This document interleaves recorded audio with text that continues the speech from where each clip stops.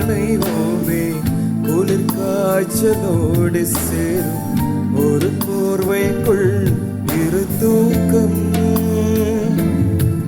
குழு குழு பொய்கள் சொல்லி என்னை வெல்வாய், அது தெரிந்தும் கூட அன்பே மனம் அதையேதான் எதிர்பார்க்கும்.